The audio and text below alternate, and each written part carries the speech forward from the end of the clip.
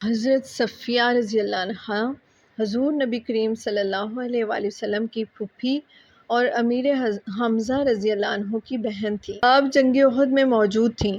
جب آپ نے دیکھا کہ بعض مسلمان میدان سے بھاگنے کا ارادہ رکھتے ہیں تو آپ نے برچھا ہاتھ میں لیا اور جو سپاہی واپس لوٹنے کی کوشش کرتا اس کے منہ پر برچھا مار کر اسے واپس لوٹا دیتی۔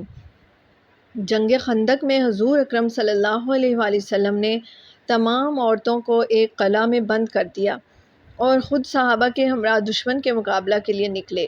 جب یہود نے دیکھا کہ قلعہ میں صرف عورتیں باقی رہ گئی ہیں تو ان پر حملہ کرنے کا ارادہ کیا اور ایک یہودی حالات معلوم کرنے کے لیے قلعہ کے اوپر چڑھ گیا۔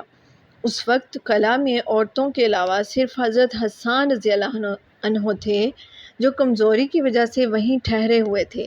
حضرت صفیہ رضی اللہ عنہ نے حضرت حسان رضی اللہ عنہ کو کہا اس یہودی کو گرفتار کر لو، لیکن ضعف کی وجہ سے وہ اس قابل نہ تھے۔